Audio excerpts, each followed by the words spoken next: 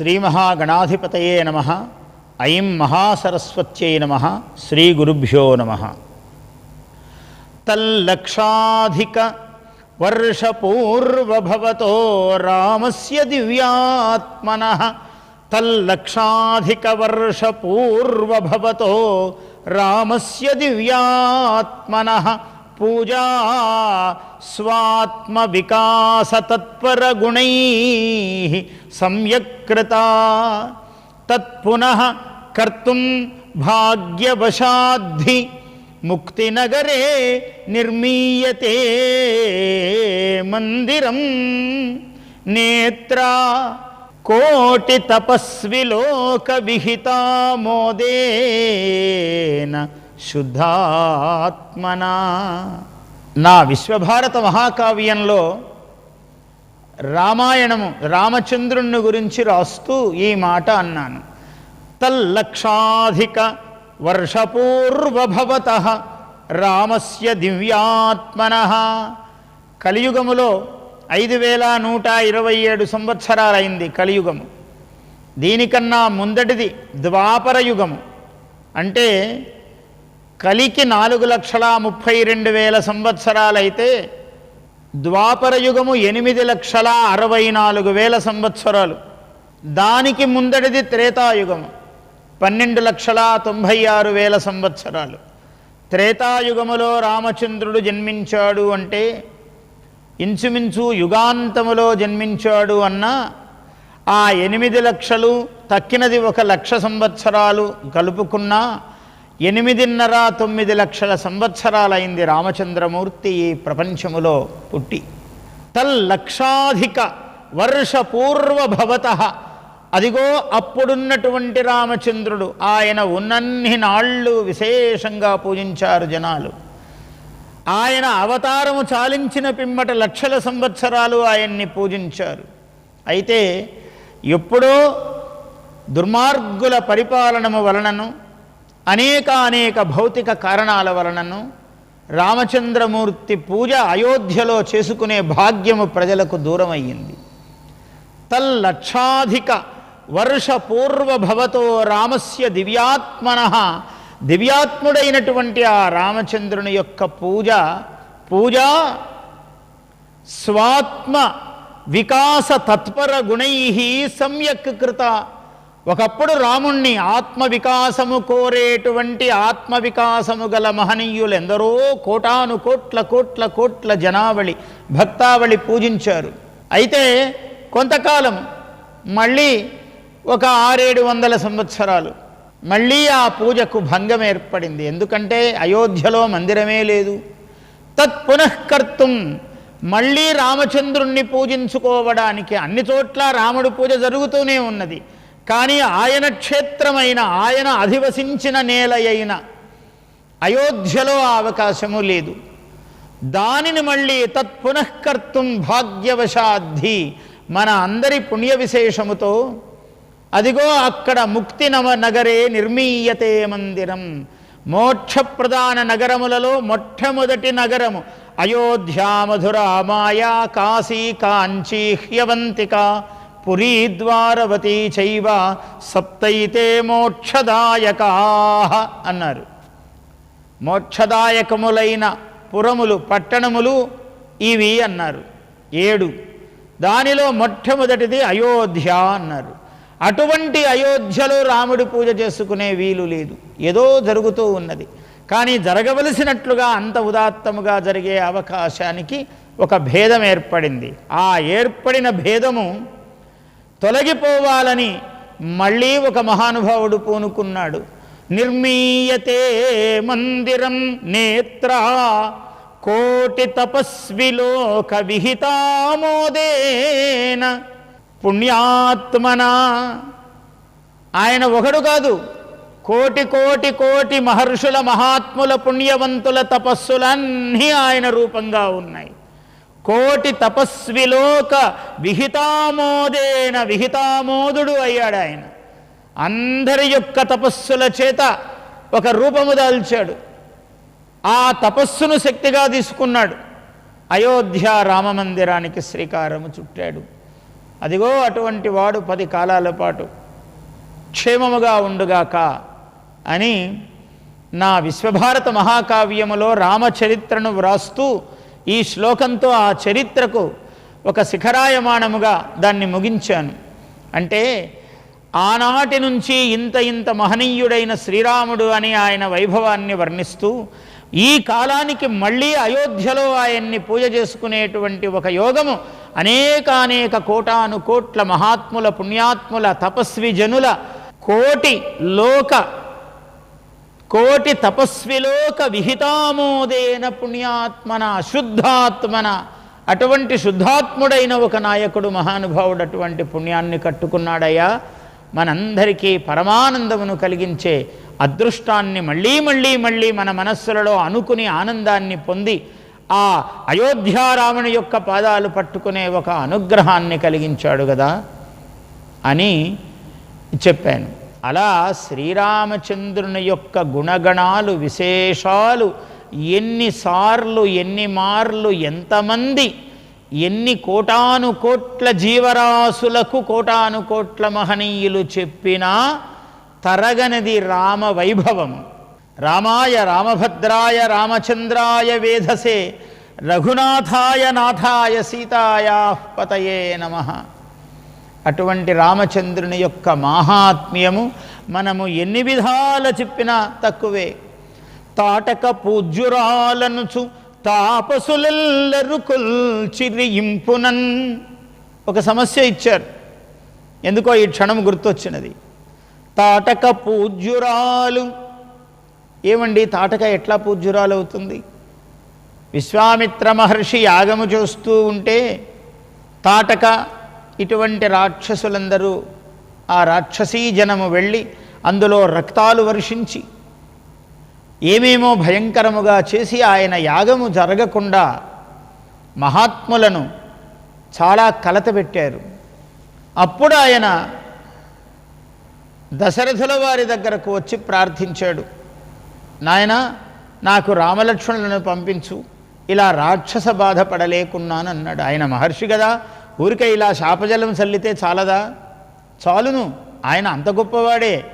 కానీ ఎవరు ఏ పని చేయాలో వాళ్ళు చెయ్యాలి. రాజు అయినవాడు రక్షకుడు, ఆయన తపస్వి. ఆయన తపస్సు చేత యాగము చేత యజ్ఞము చేత లోకానికి మేలు కలిగించవలసిన వాడు ఆయన తపస్సు దీనికోసం వృధా కారాదు. దానికి రక్షకుడు వేరే ఉన్నాడు. అంతరార్థము కూడా చాలా ఉన్నది. రామలక్ష్మణులు రావటముతో ఒక కళ్యాణ శోభను సంతరించుకుని అతిబలా విద్యలన్నీ కూడా వాళ్ళు శస్త్రాస్త్రములు సాధించి విశ్వామిత్రుని యొక్క అనుగ్రహముతో అనేక విధాల మొత్తము రఘువంశమునకంతా ఆ సూర్యవంశమునకంతా వశిష్ఠుడు గురువు. కానీ రామావతారములో మాత్రము విశ్వామిత్రుడే గురువయ్యాడు ప్రత్యక్షముగా. వశిష్ఠుడు గురువుగా ఒకవైపు ఉన్నప్పటికీ సాక్షాత్తు గురువయ్యాడు విశ్వామిత్రుడు.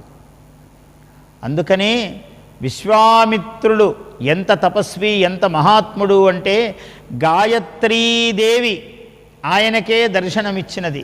విశ్వామిత్ర ఋషి సవితా దేవత అగ్నిర్ముఖం బ్రహ్మాశిర విష్ణుర్హృదయగం రుద్రశిఖ పృథివీ యోని ప్రాణాపానవియానోదాన సమానస ప్రాణశ్వేతవర్ణ సాంఖ్యాయన సగోత్ర గాయత్రి చతుర్వింశత్యక్షర త్రిపద షట్కుక్షి పంచశీర్షోపనయనే వినియోగ.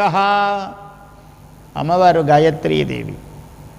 అందుకని వచ్చి అడిగాడు విశ్వామిత్రుడు, అయ్యా నాకు రామలక్ష్మణులను పంపించు అన్నాడు. తాటక పూజ్యురాలనుసు తాపసులెల్లరు గొల్చిరింపునన్. తాటకాను ఎంత గొప్పదానివి అని తపస్సులు మహర్షులందరూ కూడా వరుసల్లో నిలబడి అర్ఘ్యపాద్యాదులతో పూజించారట. నిజంగా పూజించారా? ఏమో, ఎందుకు పూజించకూడదు? ఆ సమస్యను నేను పూరణ చేశాను. నేటికి రామదర్శనము నీ వలనన్ లభించె మాకు. సమస్య ఇక్కడే అయిపోయింది.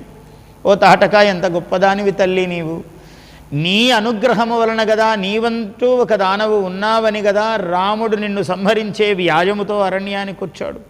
ఈ బడుగు జనులము మేమందరము తపస్సులు చేసుకుంటూ రామదర్శనము మాకు ఎప్పటికయ్యేటట్లు నీ దయవల్ల కదా రామదర్శనమైనది మాకు. నేటికి రామదర్శనము నీ వలనన్ లభించె మాకు. హాటక గర్భలేఖనములు బ్రహ్మవ్రాతలు అందముగా ఫలించె మాయడన్. చేటును పొంది నీవు రఘుసేవన భాగ్యమునిచ్చినావు తాటక. నీవు ఆపదను పొంది మాకు ఈ రామ పదాన్ని ప్రసాదించావు తాటక. నువ్వెంత గొప్పదానివి. చేటును పొంది నీవు రఘుసేవన భాగ్యమునిచ్చినావు తాటక. పూజ్యురాలనుచు తాపసులెల్లరు కొల్చిరియింపునన్. అందుకని విశ్వామిత్ర మహర్షి రామలక్ష్మణులను తీసుకువెళ్ళి సర్వ మంత్రోపదేశములు వాళ్లను మహావీరులుగా దిద్ది కళ్యాణమూర్తులుగా దిద్దినటువంటి మహానుభావుడు శ్రీరాముడే గాయత్రి అన్నారు. మహాతత్వజ్ఞులు దర్శనము చేసి గాయత్రి అంటే శ్రీరాముడేనయ్యా, వేరే కాదు. శ్రీకృష్ణో లలితాంబిక, శ్రీకృష్ణుడు లలితాదేవి అన్నారు, శ్రీరాముడు గాయత్రీదేవి అన్నారు. ఆ గాయత్రిని బాలా గాయత్రి, అన్ని విధాల గాయత్రిని ఉపాసించాడు ఆ మహానుభావుడైనటువంటి విశ్వామిత్ర మహర్షి. శ్రీరాముని రూపముగా పిల్లవాడిని తీసుకెళ్ళాడు, కళ్యాణమూర్తిని చేశాడు. బాలగాయత్రి, ప్రౌఢగాయత్రి, అజపా గాయత్రి, వివిధ విధములైనటువంటి గాయత్రి సేవనం చేశాడు ఆయన. గాయత్రిని ఉపాసించాడు విశ్వామిత్ర మహర్షి. అందుకనే గాయత్రి మంత్రరూపంగా ఆయనకు దర్శనం ఇచ్చినది, ఎవరికి ఇంకొకరికి దర్శనం ఇయ్యలేదు. అది విశ్వామిత్ర మహర్షి యొక్క యోగము, రామచంద్రుని యొక్క మాహాత్మ్యము, ఆయన యొక్క కరుణా కటాక్షములు అలా ప్రసరించాయి లోకము మీద. అందుకనే ఆయన అన్నాడు, కస్య బిభ్యతి దేవాశ్చ జాతరోషస్య సంయుగే. మహర్షి ప్రారంభంలో చెబుతూ శ్రీరాముడు ఎట్లాంటి వాడయ్యా, కస్య బిభ్యతి దేవాశ్చ, దేవతలైనా సరే జాతరోషస్య, ఆయనకొక్కసారి కోపము వచ్చినది అంటే అక్రోధన అన్నాడు. మరి ఆయన క్రోధము లేదు కదా, ఎలా వస్తుందయ్యా అంటే అధర్మము జరిగినప్పుడు వస్తుంది కోపం, దుష్ట శిక్షణము చేయవలసినప్పుడు కోపం వస్తుంది. కస్య బిభ్యతి దేవాశ్చ, దేవతలందరూ కూడా వణికిపోతారట యుద్ధములో. రామచంద్రుడు ఇలా విల్లును పట్టుకున్నాడు అంటే ఆ విల్లేమిటయ్యా, ఓంకారమే విల్లు. ఆ ధనుస్సు, ఆ శరము ఆత్మ. ప్రణవ ఓంకార, ప్రణవమే ఓంకారము. తత్వజ్ఞులందరూ శివుని యొక్క ధనుస్సు ఓంకారం, అందులో ఇంకా విశేషము. అందుకనే ఓంకారము ఈయన పరమాత్మ కాబట్టి రామచంద్రుడు అది ముట్టుకోగానే ఆయనకు వశమైనది ఓంకారము, ఆయనలో లీనమైనది. అందుకనే రెండైనది విరిగి. రాముడికి ఊరికే వశమవుతుందా? మరి మామూలు వాడు పట్టుకోగలడా, దాన్ని ముట్టుకోగలడా? పరమేశ్వరుని యొక్క దివ్య చాపము కదా అది. ఆ ఓంకారము, ఆ ఉ మ, ఈ మూడక్షరముల యొక్క కలయిక ఓంకారము. అంటే ఆ అకార పరమాత్మవాచక శబ్ద. ఆ అంటే పరమాత్మ, మా అంటే జీవాత్మ, జీవుడు. అజ్ఞానమనే ఆవరణములో ఉన్నటువంటి జీవుడు మకారము అంటే మమకారములో పడిపోయినవాడు. అందుకనే కృష్ణ పరమాత్మ భగవద్గీతలో కూడా ఏమన్నాడు, అక్షరాణం అకారోస్మి అన్నాడు. అక్షరములలో నేను అకారమును అన్నాడు. ఆ భగవంతుడు అయితే, మా జీవుడైతే, ఉ అనుసంధానం, అందుకనే సీతాదేవి ఎప్పుడూ రాముణ్ణి విడిచి లేదు.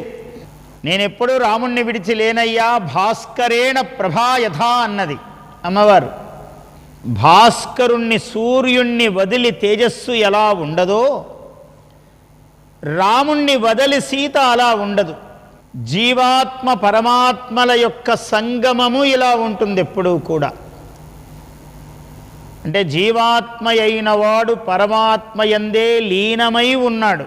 అంటే జీవాత్మకు సంబంధించిన వాడు పరమాత్మ కాదు, పరమాత్మకు సంబంధించిన వాడే జీవాత్మ. అందుకనే సాముద్రోహి తరంగ నచన నచ క్వచన సాముద్రీన్ తారంగీణ సముద్ర అన్నారు శంకరాచార్యులు షట్పదీ స్తోత్రములో.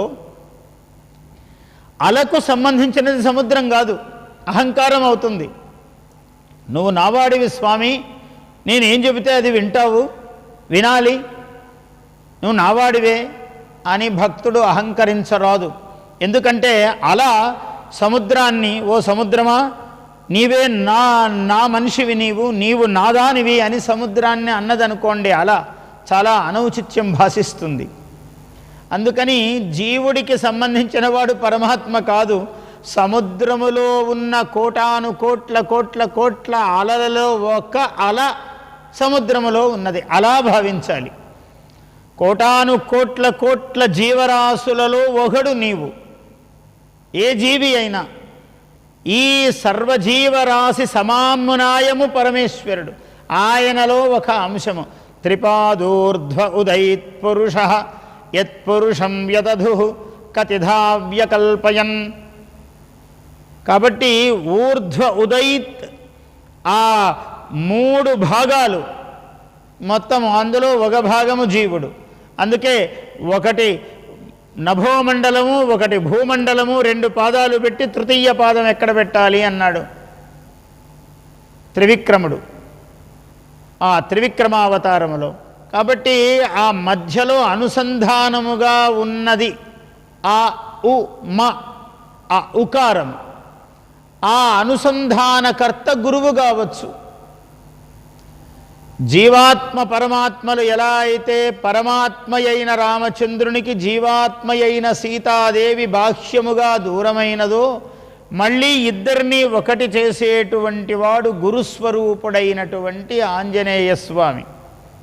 అందుకనే వాక్యం వాక్య విశారద వాగ్విదాంవర అని ఆయన్ని గురించి అనేక పర్యాయాలు వాల్మీకి మహర్షి అన్నాడు. ఒక నారదుడికి ఆ వాక్య విద్వరుడు అన్నది చెల్లుతుంది, అది హనుమత్స్వామికి చెందుతుంది, ఉత్తమ గురువైన వాడికి అది చెందుతుంది. ఆ గురువైన వాడు శాస్త్రజ్ఞుడై, విధిజ్ఞుడై, సంయమనము కలిగి, జితేంద్రియుడై, అటువంటి అనుష్ఠానపరుడై ఉన్నవాడు గురువు అవుతాడు. అందువల్ల అటువంటి ఆంజనేయ స్వామి గురుస్వరూపుడై జీవాత్మ పరమాత్మల యొక్క కలయికకు ఆధారమయ్యాడు. ఆయన వాక్స్వరూపుడు. పరా పశ్యంతి మధ్యమా వైఖరి, 4 విధాల. చత్వారి వాక్ పరిమిత పదాని విదుర్బ్రాహ్మణ. వేదంలో అన్నాడు, చత్వారి వాక్ పరిమిత, 4 విధాల వాక్కు ఉన్నది. పరావాక్కు నాభిదేశంలో ఉన్నది.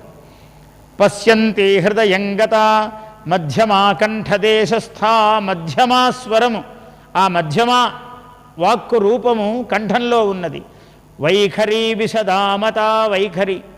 చాలామంది అంటుంటారు, ఆ మహాత్ముడిని మేము దర్శనం చేశామండి, కంచి పరమాచార్యుల వారిని. అసలు మేము ఇంకా కడుపులో అనుకోనే లేదండి ఆ మాట. వారు చెప్పారు, ఆ శృంగేరి పీఠాధిపతి మహానుభావుడండి, భారతీ తీర్థుల వారిని దర్శనం చేశామండి, ఇంకా గర్భంలో కడుపులో ఉన్న మాట అలా చెప్పేశారు. వారు ఎలా తెలుసుకున్నారో, నాకు ఏ ప్రశ్నతో నేను వెళ్ళానో అది ఇంకా ఎక్కడో లోపల ఉంది, నాకు అది అడగాలా వద్దా అని భయపడుతూ ఉన్నాను. వారు దానికి సమాధానం చెప్పేశారు. అంటే మహాత్ములు పరాపశ్యంతి సూరయ అన్నారు. మహాత్ములకు ఆ పరావాగ్ దర్శనమును చెయ్యగలిగిన శక్తి ఉంటుంది మహాత్ములకు. అట్లా ఆ పరావాగ్ దర్శనము, వాక్స్వరూపుడే ఆయన. హనుమంతుడు గర్భములో ఇక్కడి నుంచి వాయువు ఎగదన్నబడి ఇలా పైకి వెళ్ళి అనాహతం నిజానికి ఆహతమై ఇలా బయటికి వచ్చింది. ఇలా ఉన్న రూపం ఇలా వస్తే సరిగ్గా హనుమంతుడిలాగానే రూపం అనిపిస్తుంది మనకు. నాభిలో ఉన్నటువంటి వాయువు ఇలా పైకి వచ్చి సహస్రారమును తాకి మళ్ళీ ఇలా కిందికి ఇలా బయటికి వస్తే ఇది 4 విధములైన వాక్కు. ఆ వాక్ స్వరూపుడు హనుమంతుడు. అందుకనే వాయుపుత్రుడు అన్నారు. వాక్కు కూడా వాయువు నుంచే, వాయువు ఇలా గర్భములో నుంచి బయలుదేరి తన్నబడి బయటికి వస్తేనే వాక్కు, అదే వాక్కు.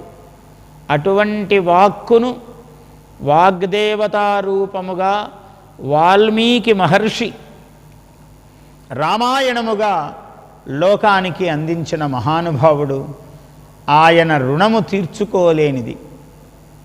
భారత జాతి కాదు, మనుష్యుడైన ప్రతివాడు ఆయనకు రుణపడి ఉన్నాడు, వాల్మీకి మహర్షికి. అటువంటిది వాల్మీకమైన రామాయణము. అటువంటి వాడు శ్రీరామచంద్రుడు. అటువంటి శ్రీరామచంద్రుణ్ణి మనమందరము కూడా భజిస్తున్నాము. రామం భజే శ్యామలం.